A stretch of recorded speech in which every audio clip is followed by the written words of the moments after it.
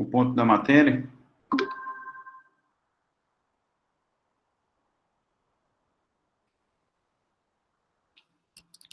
Ação de exigir.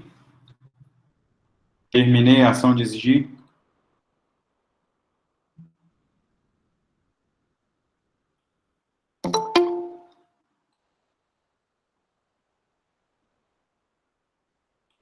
Sim. Vamos lá. Hoje a gente trabalha com uma espécie de ação que se divide, nós vamos utilizar duas aulas. Então, para aqueles que analisaram o material do estudo dirigido 2, pôde perceber que nós vamos trabalhar com a ação monitória. Então, é uma espécie de ação. Esse material da ação monitória que vocês tiveram acesso no SIGA é um material baseado numa outra doutrina. Então, eu peguei os conceitos de uma outra doutrina para que a gente possa ter uma pequena variação aí quanto ao conteúdo que nós estudamos. Ok? Então, vejam aí, analisem se está do tamanho ideal, se conseguem ver o material, se está tudo ok, para que a gente possa analisar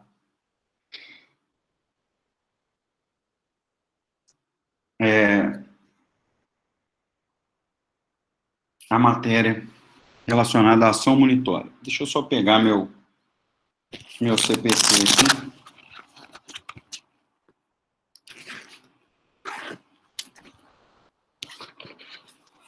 Onde que eu trouxe meu CPC?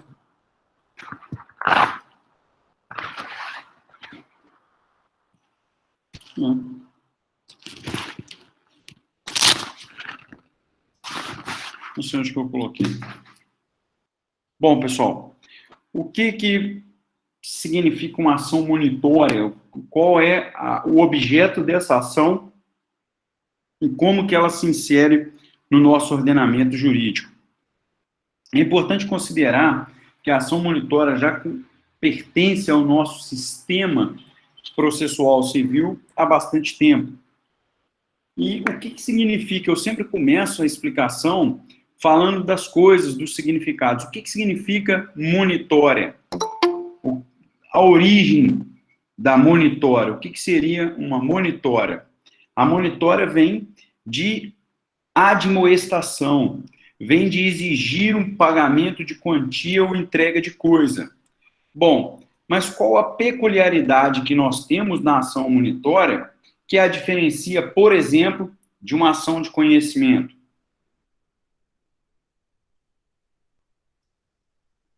Qual é a peculiaridade que a diferencia de uma execução? Porque se eu tenho um título executivo, eu executo esse título. Então, qual é a característica dessa ação que a faz especial? Porque nós estamos estudando as ações especiais. Vejam, você estuda a ação monitória como algo especial. O que faz dessa ação especial? Quais são as características que permite você, diante daquele fato, diante daquelas circunstâncias, você analisar e falar, olha, professor, aqui é um caso de ação monitória. Ok? Por que você não utiliza a ação de conhecimento? E por que você não utiliza a ação de execução? Então, vejam que essa ação monitória, ela parte da premissa de que existe uma prova documental da dívida. Então, ela parte do pressuposto de que existe uma prova documental da dívida. Porém, essa prova documental não é um título executivo. Porque se você tem um título executivo, você entra com a execução. Ok? Então, se eu tenho um cheque, por exemplo, e esse cheque não está prescrito, esse cheque pode ser executado, porque o cheque, pela lei do cheque, é um título executivo extrajudicial. Eu posso executar o cheque. Porém, se esse cheque está prescrito, ele perde a característica de um título executivo e passa agora a ser uma prova documental de dívida. Portanto, permite o ingresso de uma ação monitória.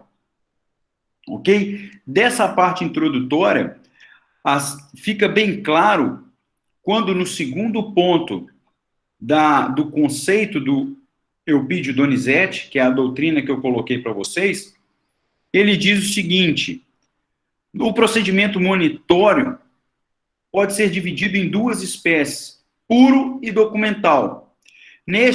No documental, as alegações do autor obrigatoriamente devem vir acompanhadas da prova documental escrita.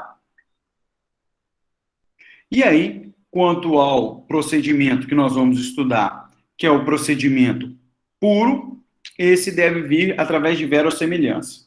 Mas nós vamos estudar cada um desses pontos detalhadamente. O que eu quero nessa parte introdutória é que vocês compreendam que a prova documental escrita, da qual eu faço referência, ela não é um título executivo, porque se ela fosse um título executivo, uma duplicata, um cheque, ok? Um contrato em que estão preenchidas todas as suas características e formalidades, ela seria um título executivo, e não é o caso.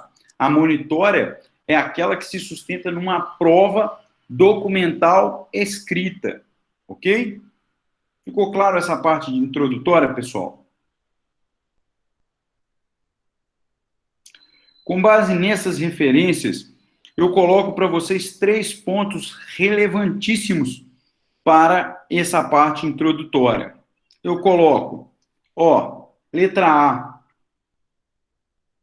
havendo título executivo, será adequado o processo de execução. Não havendo título executivo, mas existindo, prestem atenção e grifem, uma prova literal e suficiente para convencer o juiz da probabilidade do direito, será adequado o processo sincrético, cabendo ao autor a escolha da primeira fase desse processo. Significa o quê? Se eu tenho uma prova literal, uma prova documental escrita, eu posso entrar com ação monitória. O que não exclui, está aí no final desse ponto do texto, o que não exclui a possibilidade de uma ação de conhecimento. Mas eu posso optar por uma ação monitória. Aí, a letra C traz para vocês o óbvio. Não havendo nem título executivo, nem prova documental, nem prova literal, ao credor, para receber essa quantia, ele tem que entrar com ação de conhecimento dentro do processo sincrético. Então, da análise dessas 3 letras que estão aí no material, você retira o quê? Para que seja possível o ingresso de uma ação monitória, eu tenho que ter uma prova documental, uma prova literal, e isso torna possível o ingresso de uma ação monitória. Mas se eu não tenho essa prova, obrigatoriamente eu entro com ação de conhecimento. Se essa prova for um título executivo, eu entro com execução. Ok? A grosso modo, é como se ficasse no meio termo, né?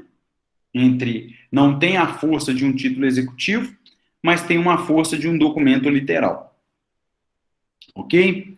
Com isso, nós passamos, e aqui eu coloco ao final do material, aqui nessa página, o artigo e toda a referência para os senhores sobre a ação monitória.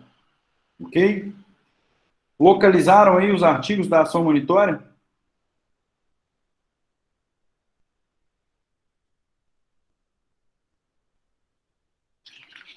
Localizaram, Glauber? Alguém sabe onde que inicia o artigo da ação monitória?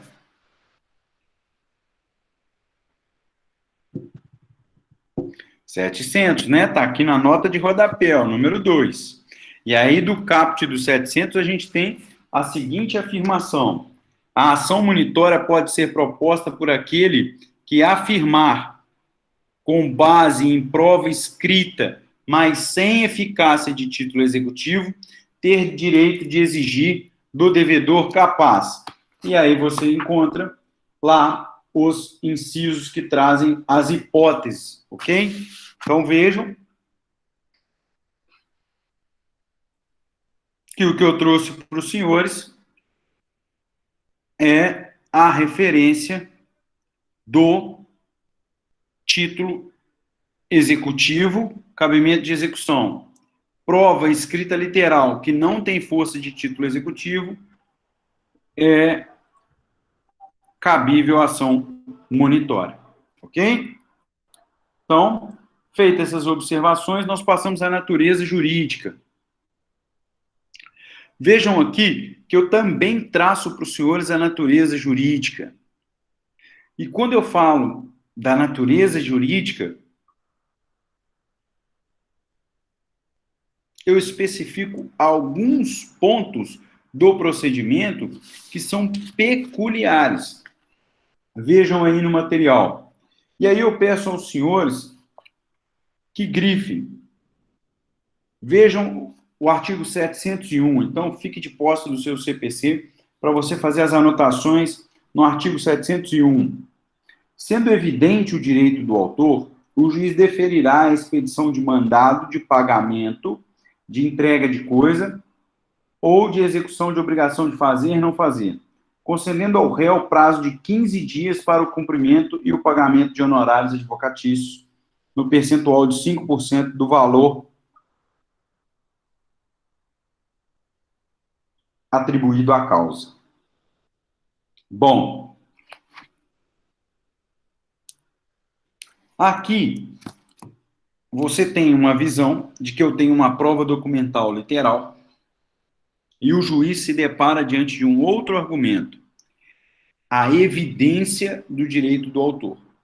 Então, associado a essas duas circunstâncias, o juiz já expede o mandado para o pagamento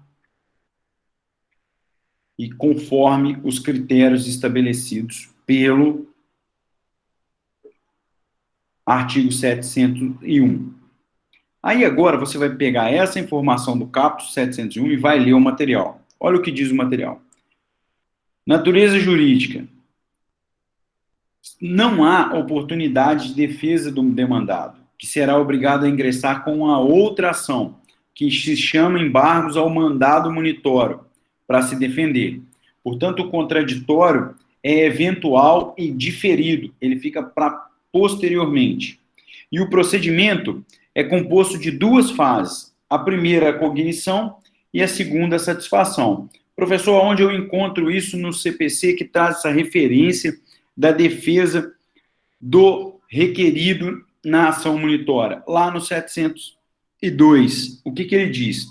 Independentemente de prévia segurança do juízo, o réu poderá opor nos próprios autos, no prazo do 701, qual que é o prazo do 701? 15 dias. Embargos à ação monitória. Então, veja, ele vai receber o mandado com base no 701, e nesse prazo de 15 dias lá do mandado, 15 dias para o cumprimento ou o pagamento, ele pode se defender através da oposição de embargos. Tá vendo? Embargos à ação monitória.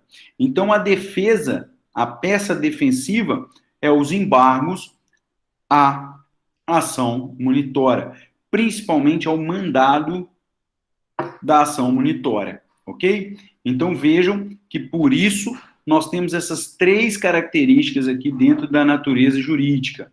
Ó, você tem um contraditório diferido posteriormente, há uma limitação da matéria para se defender, e o procedimento é composto por duas fases, a cognição e a satisfação. Ok? Então, é relevante que vocês tenham é,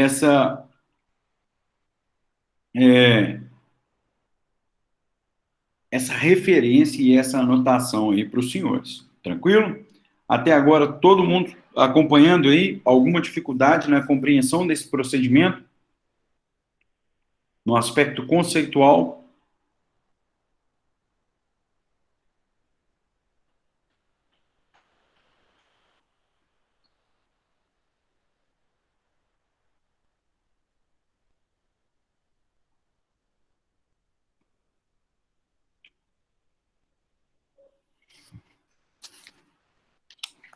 Tudo ok?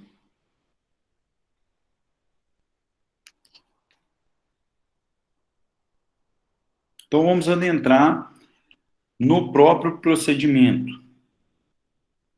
O procedimento, então, você elabora a petição inicial, lá com os requisitos do 319 e do 320. Então, você vai elaborar a petição inicial.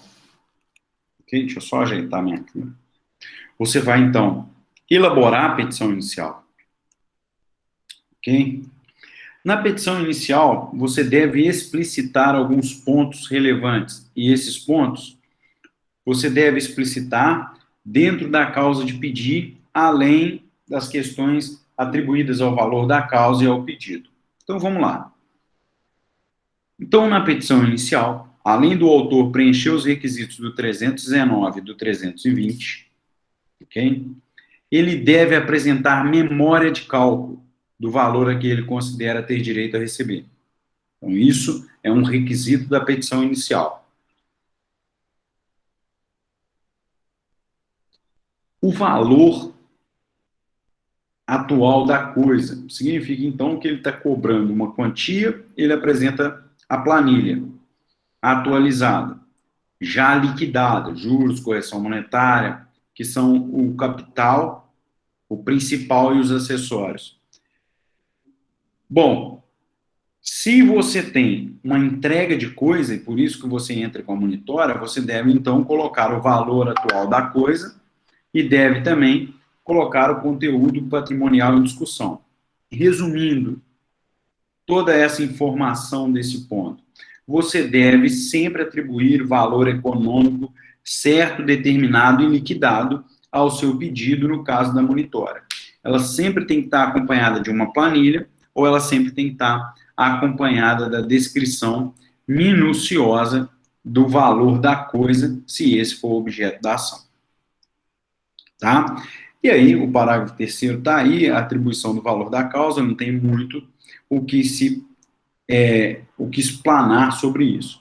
O que eu quero aqui ressaltar é que existe uma exigência na petição inicial da monitora, que você deve, além de juntar, né, a prova literal, que vai instruir a sua petição inicial como documento obrigatório, é necessário que você descreva o surgimento da dívida, ou seja, é necessário que você apresente a origem dessa dívida, o que não se exige na execução. Na execução, basta que você apresente o cheque. Então, eu apresentei o cheque, tá lá, sei lá, vou pegar aqui um cheque nas minhas coisas, um cheque aqui de 10 mil. Tô aqui, dá o cheque, pessoal, tá aqui o cheque.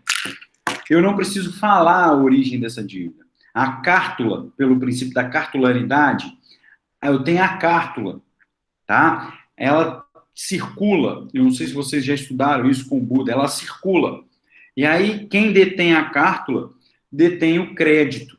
Então, vejam que eu tenho o cheque, eu não preciso comprovar a origem daquele cheque, qual é a relação comercial que teve anteriormente para que eu tenha aquele cheque.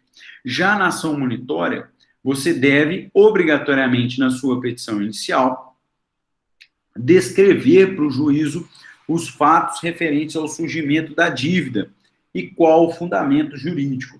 Com isso, pessoal, nós temos um ponto muito importante aqui a analisar. E esse ponto é um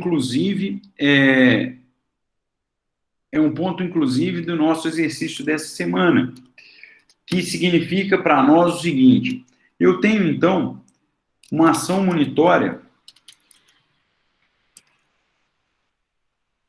promovida através da prova literal de uma nota promissória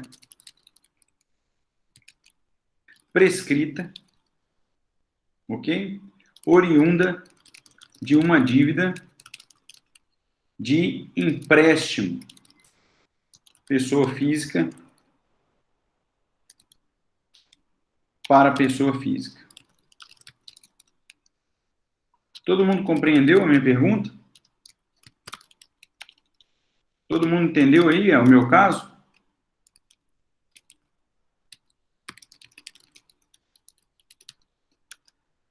Todo mundo compreendeu, pessoal?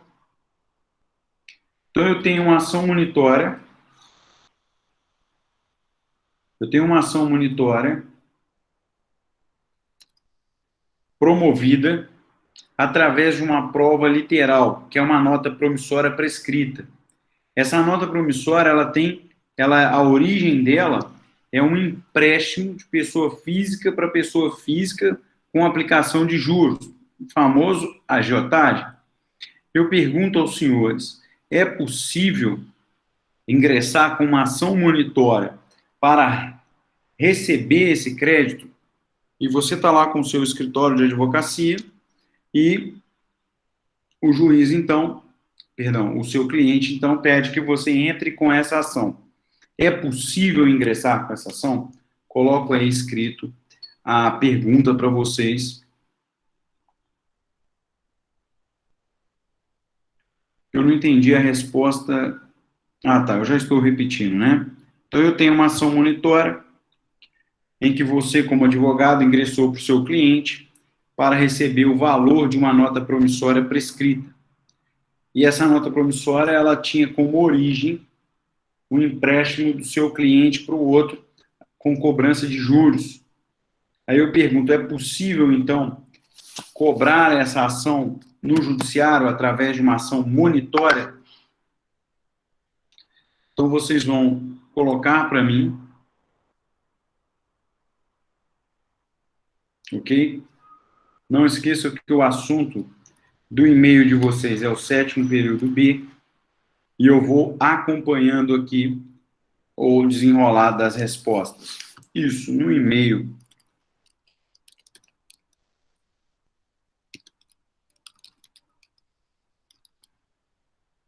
ok? Tá aí, aguardo a resposta de vocês. Não esqueçam de colocar no assunto sétimo B, ok?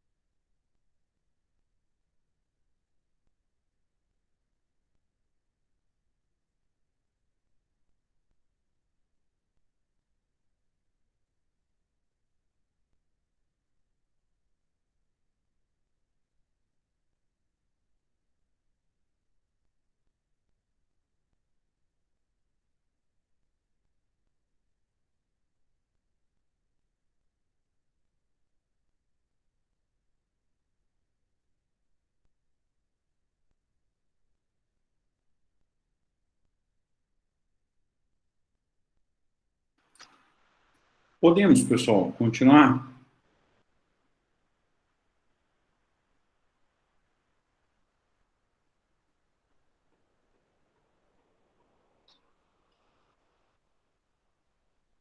Senhores?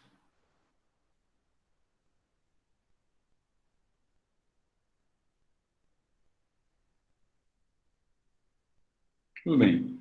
Eu vi que alguns alunos responderam, ou a maioria dos e-mails que eu abri, acho que exceto o da Francine, que foi o último agora, alguns alunos dizendo o seguinte: não é possível, porque mesmo que se discute o prazo prescricional de 3 para 5 anos, ainda é documento idôneo. Mas aqui surgiu uma dúvida. A pergunta que eu fiz é: a origem é uma agiotagem. E a origem, sendo agiotagem, não é algo legal. Não é uma relação legal dentro do nosso sistema. O empréstimo com obtenção de juros. Então, na verdade, o que eu buscava, e acho que a Francine respondeu isso em uma linha, mas ainda assim ficou uma parte pendente, era o seguinte: se eu tenho na ação monitória que provar a origem, ou seja, eu tenho que descrever os fatos, porque você tem isso como exigência, você não pode simplesmente apresentar a nota promissória como prova literal, você tem que comprovar a origem, você tem que descrever, você tem que relatar quais são os fatos que fizeram ou que geraram aquela dívida. A pergunta era no sentido de que, pois bem, eu posso colocar isso na minha inicial? Eu posso colocar, então, devido a uma relação comercial ilegal, que é um empréstimo entre pessoas físicas, e tal, e tal, e tal, venho requerer a condenação ao pagamento da quantia X e apresento a planilha com o cálculo atualizado da monitora. É basicamente isso que eu gostaria de saber dos senhores. É possível? Podem responder aqui no chat mesmo. É possível? Eu posso descrever essa relação?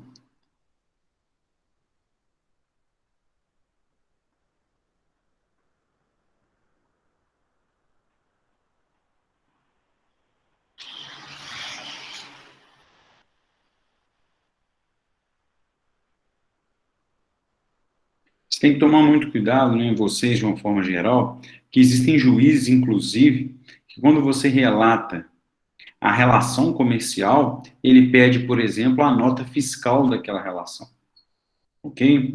Justamente porque na monitória, exceto nos casos do cheque prescrito, que é um posicionamento do STJ, você tem que relatar a origem daquela dívida, como que ela surgiu. E como que você relata que aquilo se estabeleceu através de uma relação ilícita, ok? Muito cuidado com isso. Eu poderia usar exemplos mais esdrúxulos, como dívida do consumo de drogas, por exemplo, né? Eu assino um documento falando que devo o João ou o Sebastião, por exemplo. Aí, qual que é essa dívida? Essa dívida é um produto que eu peguei com ele. Que produto você pegou com ele? Produto ilícito, ok? Eu poderia entrar com uma monitora através dessa prova literal da dívida. Eu teria que relatar a origem dessa dívida, ok? Então, muito cuidado com isso, era basicamente isso que eu queria pedir. Eu vi aqui que são poucos os alunos que responderam, muitos copiaram um pequeno texto aqui da internet, mas basicamente era isso, dizendo, olha, não há possibilidade que eu relate qual que é a relação que antecedeu essa dívida, ok? É,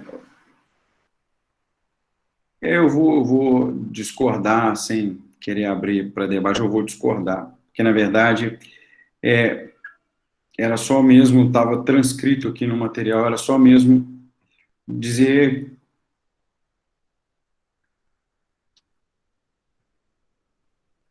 é, Mas aí é o que eu falei, o termo agiotagem não é um termo técnico. Eu coloquei lá que era uma dívida de empréstimo de pessoa física para pessoa física.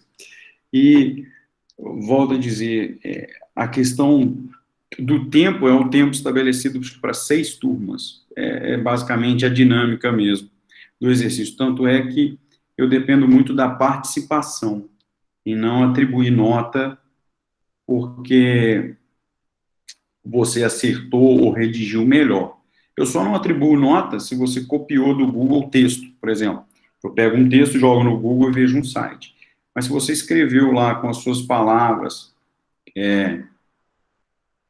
se você pesquisou, respondeu lá com as suas palavras, para mim é tranquilo, você participou. Conta é a participação. Se você participou, eu não coloquei o termo agiotagem justamente para que estabelecesse esse raciocínio do empréstimo entre pessoas físicas, né? Não pode haver esse empréstimo no nosso sistema, ok? Então, podemos seguir? Ciro, quer falar alguma coisa? Não, porque você não vai conseguir, exatamente, você não consegue, como é que você vai descrever? Eu tive um caso recente no escritório, que era uma ação monitória,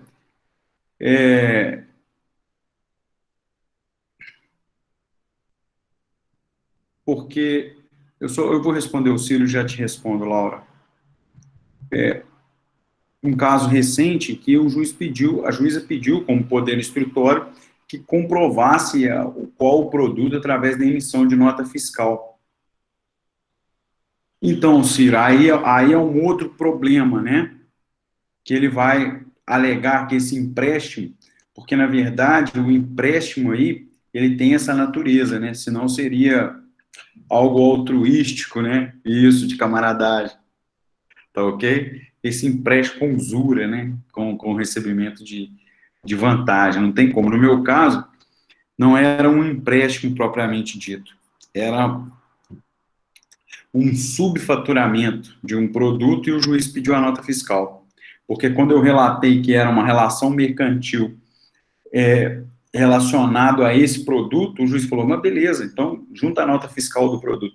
E não havia nota fiscal do produto. E aí a ação foi extinta sem resolução do mérito, porque não se poderia desenvolver a monitora, porque você na monitora tem que comprovar a origem daquela relação que se estabeleceu entre as partes, ok? Laura, até a Camila fez um pedido disso em relação a... É a única turma que ponderou sobre isso. A Camila fez um pedido no final da aula passada, que eu até levei em consideração, cheguei. Só que se eu marcar para 2 dias, nós vamos começar a ter um outro problema, que como foi no semestre passado, diversos alunos alegaram que tem muita coisa para fazer, que não, sim, Camila, como eu faço referência a você como líder de sala. Isso.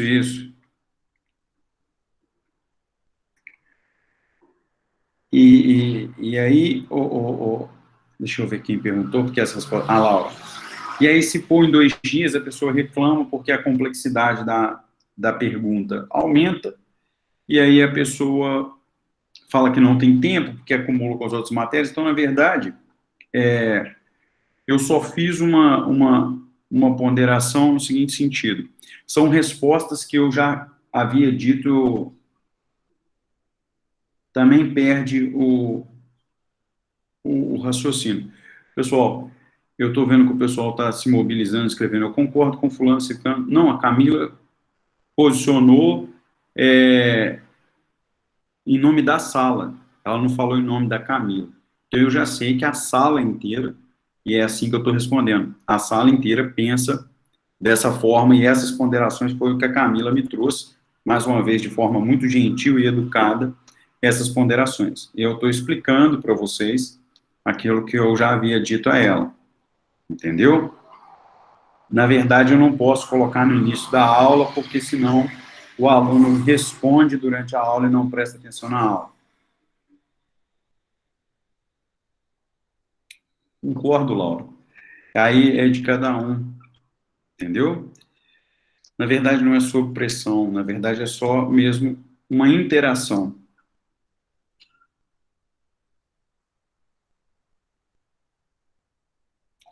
Não vejo fazendo de qualquer jeito, não. Pelo contrário, eu vejo colocando a pergunta, responde, e eu logo em seguida respondo. Qual lado?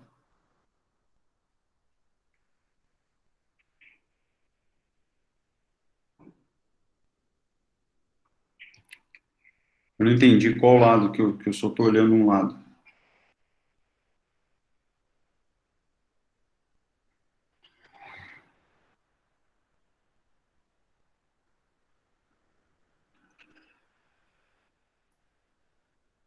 O meu é só uma didática de interação.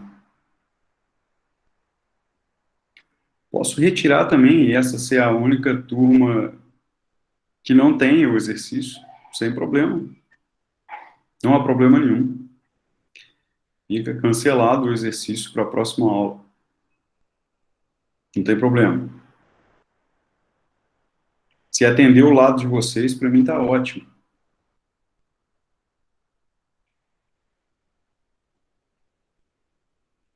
Tranquilo? Estou aberto aí eu só não posso usar mais tempo da aula, porque aí fica sem a matéria. Aí depois os alunos reclamam que está sem a matéria. Eu não posso colocar para 2 dias, como a Laura sugeriu, porque semestre passado não funcionou, porque aí depois os alunos reclamaram que era muita coisa, que não tinha tempo, que estava sobrecarregado no final do semestre. Mas, de qualquer forma, a gente elimina. Essa turma não faz a dinâmica, tá joia? Sem problemas. Vamos seguir.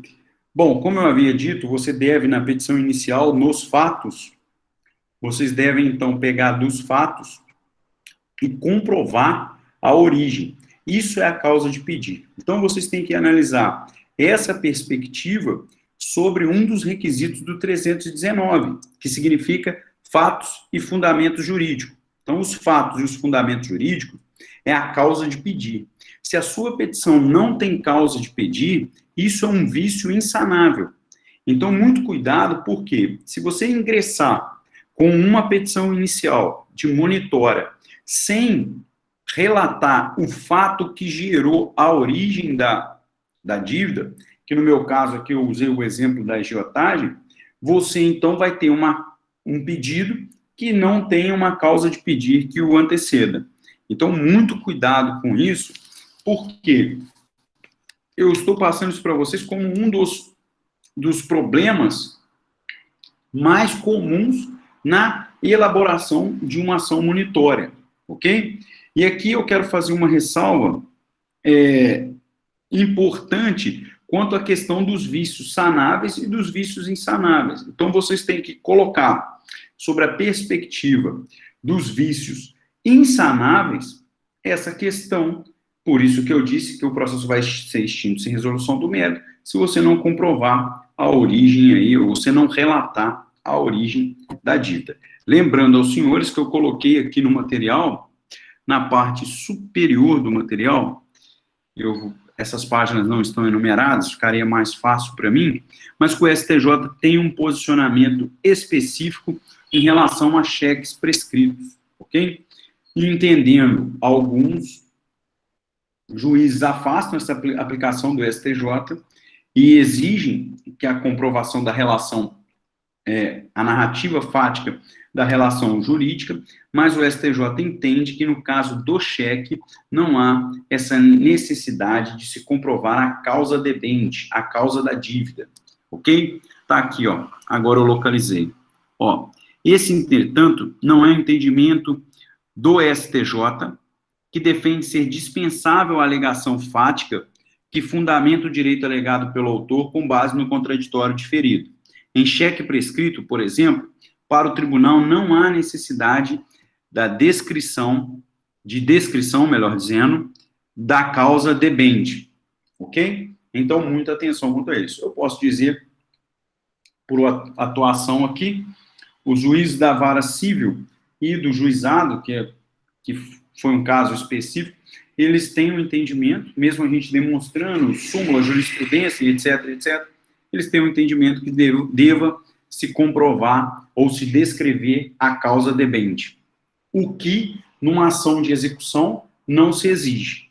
Ok? Esse é um ponto que eu gostaria muito de passar para vocês, porque esse é um ponto relevante no que consiste a erros, né, da compreensão e da elaboração da ação monitória. Ok? Ó, no material também vem as questões que nós já estudamos lá atrás, quando há o indeferimento da petição inicial, qual o recurso cabível, indeferimento parcial, indeferimento total, e aí, sim, Lucas, é muito comum cheque prescrito, porque o prazo é muito reduzido. Então, por exemplo, isso é comum mesmo, no dia a dia isso é muito comum. Eu não tenho muitas ações de cheque prescrito, mas isso é muito comum, porque o prazo prescricional do cheque, eu não me recordo se vocês já tiveram aula sobre cédulas de crédito, vocês já tiveram essas aulas no 7º período, acho que tem? Na minha época, a matéria era dividida em direito comercial, que a gente estudava, isso eu não sei, na grade. Mas, de toda sorte, você lá estuda a lei dos cheques, o prazo de prescrição do cheque, o prazo de prescrição do cheque é muito curto. Então, muitas vezes a pessoa chega e fala assim, vamos executar esse cheque, vamos entrar para a execução desse cheque. Você olha e vê que o cheque está prescrito. Comporta a ação monitória, porque você tem uma prova literal da dívida, você não precisa discutir por ação de conhecimento, a não ser que você queira, mas você não tem um título executivo mais, porque ele está prescrito. Ok? Ficou claro essa minha ponderação?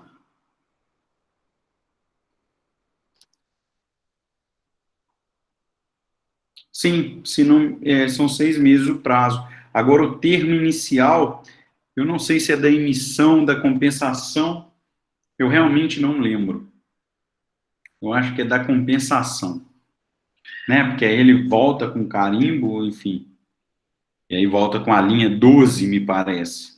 Mas eu não tenho certeza, não é o meu forte. Tá? Mas eu acho que é isso mesmo. A galera que está mais afiada aí em cédulas de crédito, e, enfim, pode nos ajudar.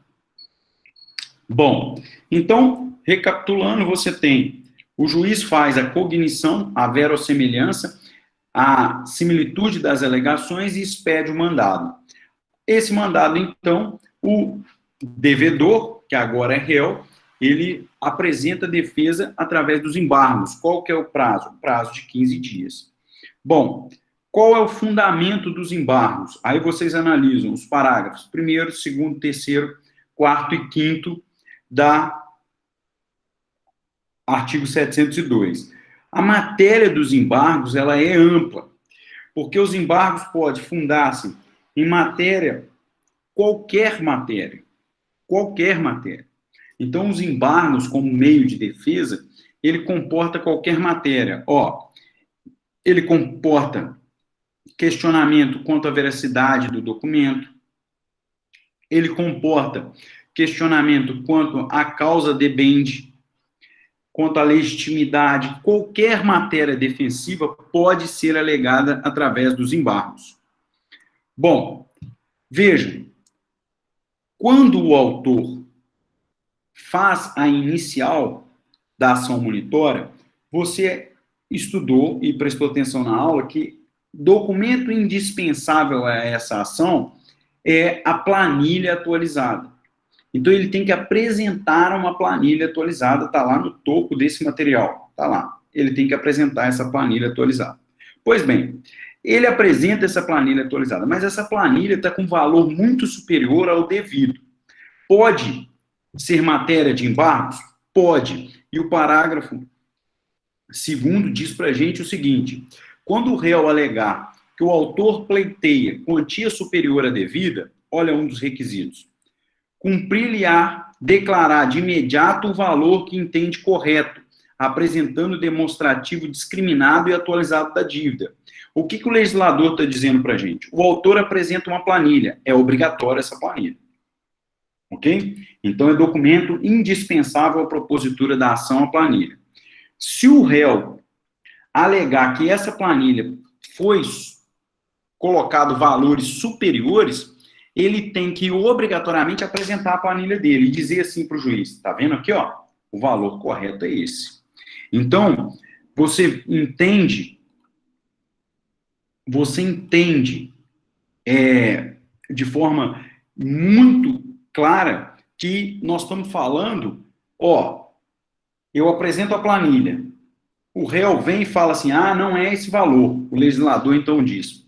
Isso é um raciocínio, alguém falou assim, olha, eu acho que foi o Glauber que disse, eu não consegui raciocinar por faltar a palavra agiotagem. Olha o que o legislador traz aqui, Glauber e demais alunos, para raciocínio nosso. Se eu apresento essa planilha, tá vendo aqui? Apresentei essa planilha como autor, documento dispensável à propositura da ação. O réu, então, vem e questiona essa planilha, dizendo, olha, o valor devido não é esse, mas é esse azul aqui. Você há de convir comigo, e vou fazer a leitura, que ele diz o seguinte, quando o réu alegar que o autor pleiteia quantia superior à devida, cumprir-lhe-á declarar de imediato o valor que entende correto, apresentando demonstrativo discriminado e atualizado da dívida. Significa, então, em outras palavras, que ele acaba reconhecendo parcela da dívida. Porque quando ele diz, olha, o valor certo não é 10, o valor certo é 5, a contrário senso, eu estou dizendo que é devido 5. Todo mundo pegou esse raciocínio? E com isso, Glauber e demais alunos, Larice, com isso ele restringe a própria matéria, Thaís, a própria matéria dos embargos. Porque se eu estou reconhecendo 5, a minha matéria ficou muito reduzida. É diferente, por exemplo, que eu venha nos embargos e diga, olha, esse documento é falso. Olha, esse documento tem vício. Olha, essa dívida está prescrita. Entende? Eu não preciso apresentar a planilha, porque eu entendo que nada daquilo ali que está me cobrando, nenhuma quantia daquela é devida. Agora, se eu venho e digo que não é 10, mas é 5 e apresento planilha de 5, a posição, então, é discutir só o diferencial dos cálculos e não a matéria completa. Por isso, na topologia do artigo 700, o parágrafo 1º traz que você pode alegar qualquer matéria, e o parágrafo 2º vem e dá uma reduzida, dizendo, olha, se você está discutindo só o quanto, você deve apresentar, então, sua própria planilha e, enfim, e reconhecer, acaba reconhecendo o montante da dívida. Tudo bem?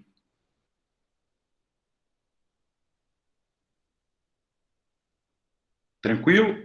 E aí eu leio o parágrafo 3º, que o parágrafo 3º, então, ele corrobora, ele confirma exatamente isso que eu estou dizendo para os senhores. Olha o que diz o parágrafo 3º.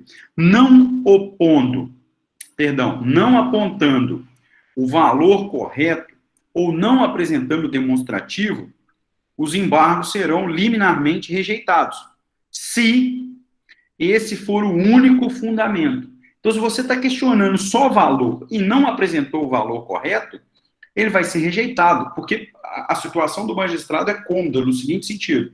Ele questiona que o valor é maior, mas também não apresenta o valor que ele entende correto. Então, eu vou rejeitar. E, se houver outro fundamento, olha que interessante, os embargos serão processados, mas o juiz deixará de examinar a alegação de excesso.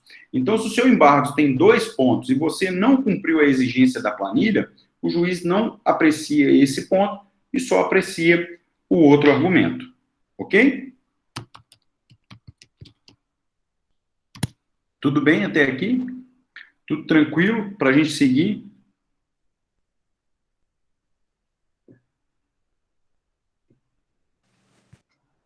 Alguém abriu o áudio? Alguém quer falar alguma coisa? Não? Compreenderam essa dinâmica, pessoal? Então, vamos lá. Daí, eu passo a análise desse organograma, mas ele ficou muito pequititinho. Vê se aumentou o tamanho dele aí. Aumentou, Glauber? Ficou maiorzinho aí? Amanda? Ficou legal? Dá para todo mundo ver aí? Pois bem, pessoal, vejam a dinâmica aqui que eu comecei a falar com vocês e é relevante que vocês prestem bastante atenção nisso. Vejam, expedido mandado monitório, vejam, o mandado monitório é aquele que está lá em cima no artigo 700, em que o juiz analisa a verossemelhança, analisa a prova documental literal e manda expedir o mandado monitório. O réu será citado para ingressar no processo e tomar conhecimento, e aí todos vocês entendem o que significa a citação válida. Mas no próprio mandado, ele será intimado, e isso é importante, para a interposição da sua defesa, que é os embargos, prazo de 15 dias. Tá? E aí é relevante que vocês tenham essa visão. Ele vai ser citado, intimado, para caso queira opor embargos a essa ação monitória. E como que funciona essa citação? Em qualquer uma das suas modalidades. Pode ser por carta, pode ser por oficial de justiça, ok? Então vejam que nós temos aqui bem claro a dinâmica da citação e da intimação. Bom, daí a gente passa a análise do quadradinho, não, da seta verde, que diz o seguinte: a citação foi válida, o réu então pode adotar três posturas. Três posturas. Uma delas nós já estudamos, que ele vai ingressar com o quê? Com embargos. E você sabe que a matéria defensiva, ela é ampla, exceto se ele alegar exclusivamente excesso, que aí você vai pegar o parágrafo terceiro e vai apresentar a sua planilha, mas no fundo você está reconhecendo parte daquela dívida. Oposição de embargos. Parágrafo 1º, 2º e 3º do 702. Você também, na posição de devedor, desculpe, você também pode satisfazer a obrigação. Ok? Você pode ir lá e pagar. E se você fizer isso, vejam no 701, parágrafo 1º, eu peço a vocês que grifem, o réu será isento do pagamento de custas processuais se cumprir o mandado no prazo. Significa o quê? Entrega a coisa, faz o pagamento e etc. Ok? Então, ele pode satisfazer a obrigação. Qual o benefício que ele tem? Ele fica isento de custas. E dependendo do valor da ação, eu estou dizendo de valores consideráveis. Ok? Bom, e ele pode não reagir, ele pode ficar inerte. E aqui é relevante para nós essa posição dele. Uma vez que ele fica, e aí eu tenho que reduzir agora o tamanho, porque aí nós. Uma vez que ele fica inerte, o que ocorre com ele? O que nós temos como consequência para aquele devedor que ficou inerte? Vejam o 701, por gentileza. E procurem aí, aqueles que estão prestando atenção, procurem aí no 701 qual é a consequência dessa postura.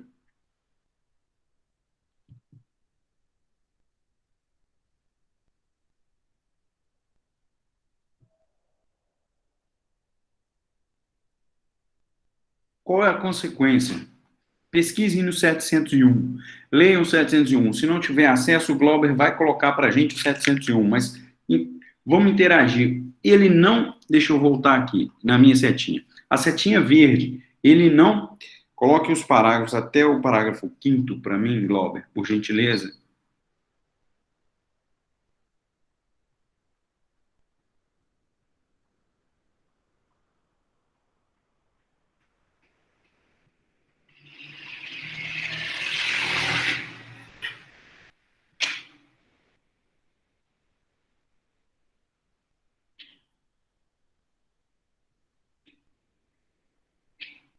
E aí, pessoal?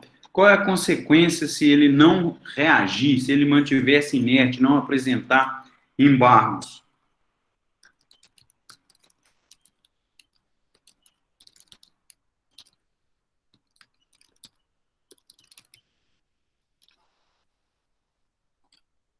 Opa, está melhorando. Isso. Passa a ser agora o quê? João, Larissa e demais alunos. O juiz passa agora de plano a ser um título executivo judicial. Portanto, agora que vai iniciar uma execução. Ficou claro essa migração? E agora, sendo um título executivo judicial, você já entra com as ferramentas do cumprimento de sentença. Ficou claro como que isso migra? Qual é a consequência? E é importante que vocês compreendam isso. Glauber, a Larissa, o João, pegou aí, eu preciso que os demais alunos manifestem se compreendeu a consequência desse não reagir. Ciro, Caroline e Carolina, Amanda, é importante que vocês compreendam esse raciocínio da consequência lá do 701, parágrafo 2º, porque isso, muitos de vocês vão fazer prova para estágio, e essa prova de estágio muitas vezes cobra isso, e eu já tive alunos dizendo que cobrou isso em processo civil, ok? Então é relevante para nós. Francine, compreendeu? Jéssica, Inácio, Jordélia, Laura, Luana, Manuela, compreenderam isso? Vanusa, os Iures aí, se me permite chamar todos de uma vez, compreenderam isso? Sobre essa consequência aí do que pode gerar? Ficou claro? Importante. Então eu separo, Yuri Samor, eu separo aqui no final do material, eu separo para vocês uma sequência de súmulas, apesar de já ter colocado para vocês no material complementar, eu separo para vocês uma sequência de súmulas específicas das ações monitórias. Vejam, todas essas súmulas nós trabalhamos hoje de uma forma ou de outra. Contrato de abertura de crédito é documento hábil para ajuizamento da ação. Cabe qualquer modalidade de citação na ação monitória.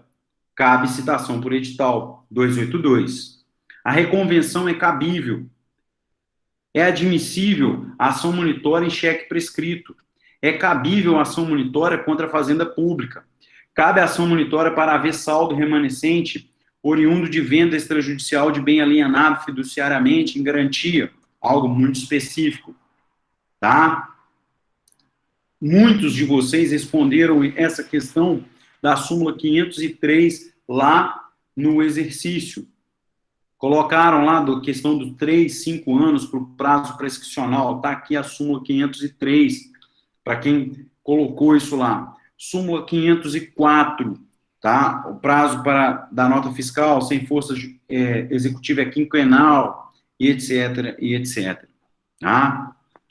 Olha, vejam a súmula 531. Em ação monitória fundada em cheque prescrito, ajuizada contra o emitente, é dispensável a menção ao negócio jurídico subjacente à emissão da cártula. Nós estamos falando que o STJ posicionou, e está aqui para vocês, que no caso do cheque, não é necessário apresentar a causa debente. Lembra disso? Ponto crucial, ponto referência da nossa aula hoje, a aplicação desse posicionamento do STJ. Veja o que ele trata como cheque prescrito, ok? E aí a jurisprudência, muitas das vezes, diverge, mas é muito aplicada essa súmula, exceto que eu já tive um caso no escritório que aqui no juízo da comarca de Ubá exigiu a comprovação da causa debente, do negócio jurídico subjacente à emissão da cártula, enfim. Foi algo que, do meu ponto de vista, contrariou o posicionamento do STJ, mas é algo que foi feito, enfim, algo relevante. Então, não deixem de, pelo menos, fazer a leitura, você não precisa decorar essas súmulas, mas você precisa saber relacionar e como que você pega os conceitos dessa nossa aula e aplica esses conceitos aqui nas súmulas. Essas súmulas foram separadas para essa primeira aula, ok? Bom, Seguindo aqui, eu perguntei para vocês, e muitos alunos participaram aqui, interagiram da questão da pergunta, né, que eu fiz, que o João, a Larissa foram os primeiros a responder, da questão que você, dentro das posturas, e vou subir aqui um pouquinho, que eu vou voltar nesse ponto, dentro das posturas, aquela de não reagir, ela gera automaticamente que se transforma em um título executivo judicial. Aí todo mundo pegou a ideia. Mas vejam, e se eu apresentei embargos e os meus embargos foram rejeitados, ou seja, a minha defesa foi rejeitada, qual é a consequência? A mesma. Vejam lá no parágrafo 8º do 702. Glauber, se você puder só colocar o parágrafo 8º do 702, vai me ajudar bastante. Eu vou fazer a leitura dele. Rejeitados os embargos, constituir-se-á de pleno direito o título executivo judicial, prosseguindo com base aí na sequência do cumprimento de sentença. Ficou claro isso? Então, vejam, se os meus embargos forem rejeitados, ou a minha defesa foi rejeitada, de plano, trata-se de um título executivo judicial. Ok? Então, isso é muito relevante.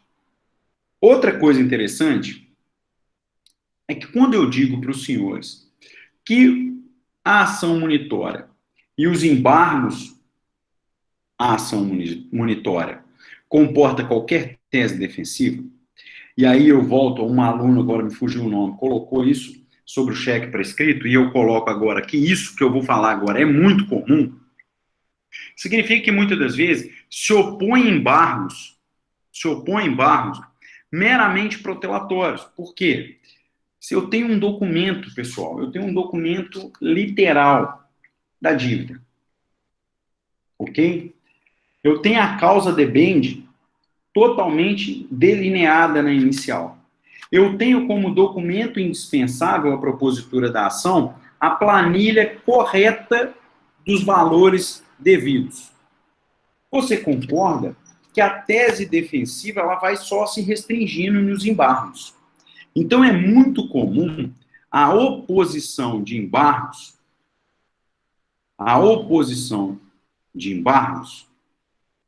com caráter protelatório. Vocês conseguem visualizar isso? Porque a matéria defensiva ela só vai restringindo. Se eu tenho um documento hábil a ser prova literal, se eu tenho uma planilha bem delineada, toda correta, uma petição inicial que traz todos os seus requisitos e a causa debende, eu tenho muito restrito a minha tese defensiva. Então, muitas das vezes, e não raro, há a interposição de embargos protelatórios. Bom, vejam o que diz o parágrafo 11. O juiz condenará o réu que de má fé opuser embargos à ação monitória. Então, ou seja, ele de má fé opôs embargos. Ele vai ser condenado ao pagamento de multa de até 10% sobre o valor atribuído à causa. E essa multa vai ser revertida em favor do autor. E você há de convir comigo que essa multa não alcança, a assistência judiciária gratuita não alcança a sua isenção ao pagamento dessa multa. Ok? Então, cuidado e muita atenção quanto a isso. Ok? Cuidado e muita atenção quanto a isso. E eu digo na prática, se você for atuar como magistrado ou como advogado, você tome cuidado. Se os embargos são meramente protelatórios, ou na condição de advogado, se você não se deparar com uma tese sustentável, você tem que alertar o seu cliente, o seu assistido, de que ele pode incidir nessa má-fé de opor embargos meramente protelatórios. Ok? Da mesma forma, o legislador traz que a oposição, ok? Ou ao ingresso de ação monitória infundada, também é capaz de gerar essa multa. O juiz condenará, então, o autor da ação monitória proposta indevidamente e de má-fé ao pagamento em favor do réu de multa de 10% sobre o valor da causa. Quando você tem, no parágrafo 10º e no parágrafo 11, essa sequência de condenação é como se eu estivesse acendendo um alerta. Olha, o legislador disse o seguinte: para eu ingressar com ação monitória, essa ação especial, eu tenho que ter o quê? Prova documental literal. E eu não posso gerar uma ação infundada. Já em contrapartida do réu, ele alerta: se você opor embargos meramente protelatórios, você também incide nessa condenação. Ok? Ficou claro, pessoal? Para a gente encerrar esse primeiro material.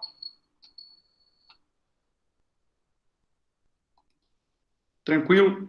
Vou pedir licença a vocês que eu vou encerrar a apresentação desse e já abro o outro material. Só um instante.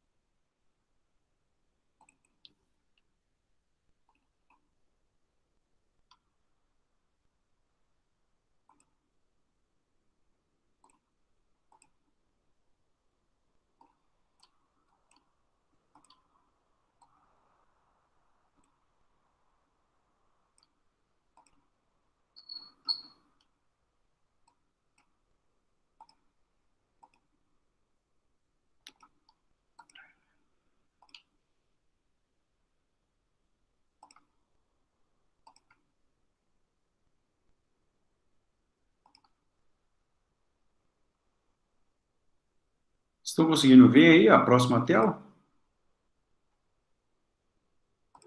Ô, Bruno, a letra tá pequena. Ficou pequena? Vou aumentar. Melhorou?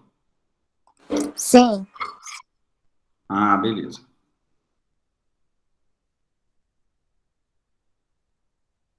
Deixa eu aumentar mais um pouquinho, porque pela margem aqui, ele compreende, ele aceita. Isso. Pessoal, aqui eu passo agora a analisar mais detalhadamente as questões procedimentais da monitória. Esse é um material, segunda parte, é um material que nós vamos começar rapidamente a falar dele aqui nessa aula e vamos terminar na próxima aula sobre ação monitória. Aqui, esse acho que é um quadrado, né? Esse retângulo azul, ele está dizendo o seguinte: o juiz recebeu a petição inicial. Então, você já sabe que ele recebeu a petição inicial e ele determina a expedição do mandado de penhora. Aquele que é a citação junto à intimação para opor os embargos. Pois bem, o juiz, ao receber a petição inicial, até encaminhar, expedir esse mandado da penhora, esse mandado da monitória, ele faz uma cognição. Essa cognição, ela é uma cognição sumária. Ele analisa a prova documental, a prova literal, ok? E ele também analisa a verossimilhança das alegações. Feitas essas duas análises, ele decide por expedir esse mandado. O que esse quadro está perguntando, está nos orientando, é o seguinte: qual é a natureza jurídica dessa determinação do juiz? Qual é a natureza jurídica dessa decisão de expedição do mandado na monitória? Veja o que faz uma pergunta aí o material. É uma decisão interlocutória? É uma sentença? Ok? E você encontra dois pontos aqui. É uma sentença? O que seria essa decisão? Então, eu deixo aqui para vocês a leitura dessa primeira parte aqui, ó. Eu gostaria de deixar a leitura dessa primeira parte aqui, ó. Vamos lá. Aqui. Desse primeiro posicionamento. Vocês vão encontrar 3 posicionamentos. Eu gostaria que os senhores lessem esse primeiro posicionamento, ok? A compreensão de que ele seria um mero despacho. O juiz despacha. Espeça-se mandado. E se ele seria um despacho, de despacho não cabe recurso. Ok? Então, eu gostaria muito que os senhores lessem esse primeiro ponto, esse primeiro posicionamento de que essa decisão seria um despacho. Por que é importante vocês lerem isso? Porque, com base nessa leitura, nós vamos desenvolver o raciocínio quanto a essa decisão. Porque você já sabe que recorre defensivamente dos embargos. Mas e se você não concordar com essa decisão? Principalmente o autor, quando o juiz indefere essa expedição do mandado. Entendeu? Com a visão que eu quero que vocês façam a leitura de como, se o juiz indefere essa expedição, qual é a natureza jurídica? Porque sabendo a natureza jurídica ou qual a corrente a se adotar, você sabe qual o recurso cabível dessa decisão. E se cabe recurso, e qual a corrente a ser adotada. Ficou claro o meu pedido aí de leitura para vocês? Ficou, pessoal? Alguma dúvida quanto a esse primeiro momento, a essa pergunta específica aí para a leitura? Tudo certo? Todo mundo acompanhando?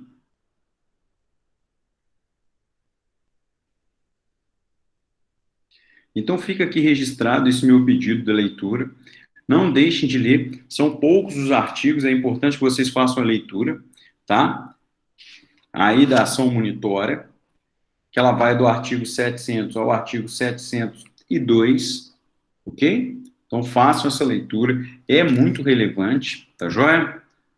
No mais, eu abro a palavra para quem quiser tirar dúvidas aí nesses nossos minutinhos. Dúvidas?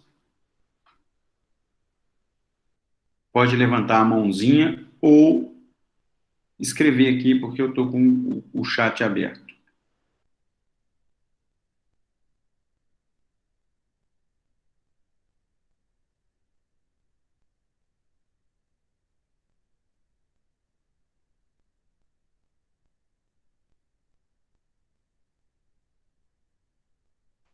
Tudo certo? Ninguém com dúvida?